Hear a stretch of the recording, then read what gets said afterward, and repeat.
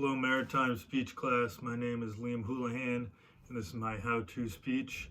I came up with this idea while on watch. I wanted to teach my freshmen something, as well as check off an assignment. And I ultimately came up with having my speech be on how to properly and effectively use a multi-purpose dry chemical fire extinguisher. Now, it's important to note that there are four main classes of fire extinguishers that are categorized by their intended uses on different combustible materials. But the most common is a combination between A, B, and C, which can be used for multiple things like household items, trash, wood, things like that. And these are the most common fire extinguisher, and they're in your workplace, your school, maybe even your car. So odds are, if you ever find yourself using a fire extinguisher to put out a fire, it will be one of these. So there's important ground rules to know before we get started on instructions. The most important being to always read the label of a fire extinguisher before you use it to make sure it's the right type for the fire you're trying to put out.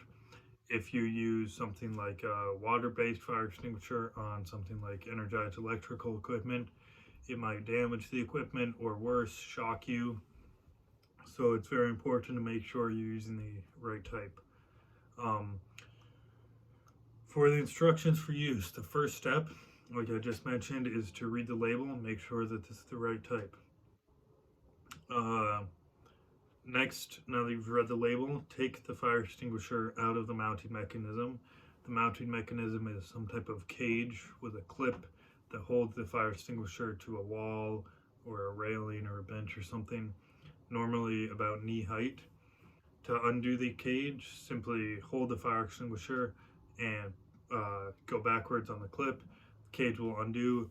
Firmly grab the fire extinguisher and place it on the ground.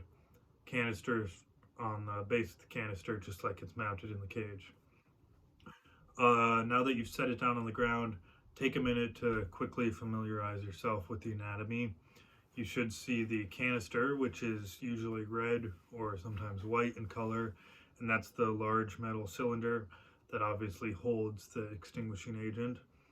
On top of the canister, there's going to be a trigger mechanism, which is a couple of levers and maybe a safety pin, and then leading away from that trigger mechanism will be the hose, which is a rubber hose, usually a foot or maybe 2 in length, and that will be clipped to the side of the canister typically.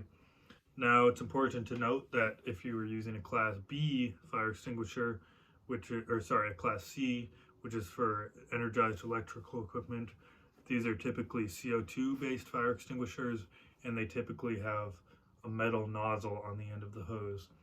This nozzle is to widely distribute the agent, and due to the CO2 and a chemical reaction that takes place when the fire extinguisher is discharged, the metal nozzle will become very cold and it can actually give you frostbite. So don't touch it with your skin if it has one while you're discharging it. So now that you're familiar with the anatomy and you feel ready and you have a good idea of what type of extinguisher this is, it's time to pull the pin. The pin is a small metal loop style pin that's in the trigger mechanism that essentially keeps the fire extinguisher on safety.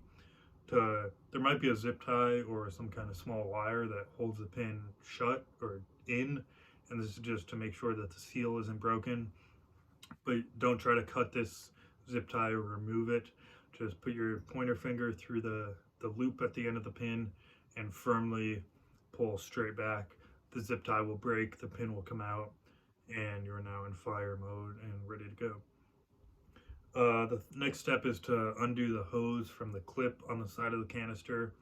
Like I said, it'll be about a foot or 2 in length, and you're going to want to grab it with your dominant hand towards the end of the hose.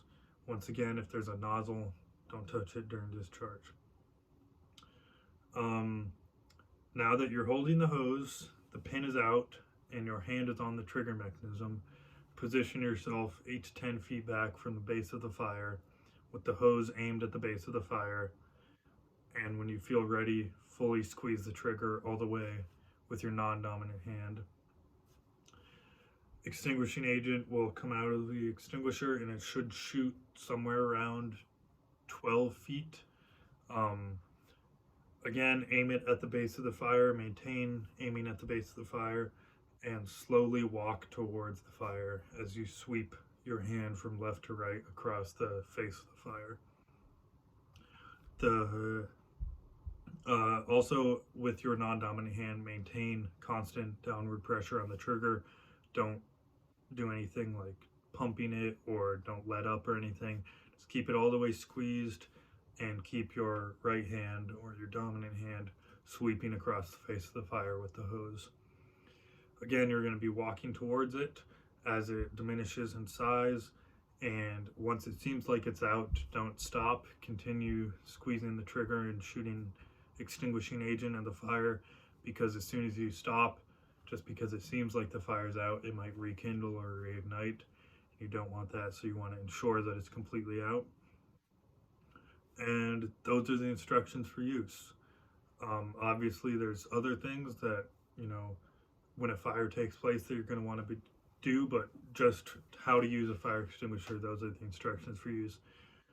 Once again, the basic ground rules to remember that kind of go with hand in hand with fire extinguisher use are to remember that your life is more important than property, so don't try to be the hero or do something stupid just to save property. Make sure the fire is completely out when you're putting it out, and don't give up or let go. And make sure that your fire extinguishers are always up to date and inspected and in proper working order. And take a minute to familiarize yourself with use with fire extinguishers so that when the time comes, you are ready to go and don't need a refresh. And if you do all of those things and follow those instructions, you should be a fire extinguisher pro. Thank you.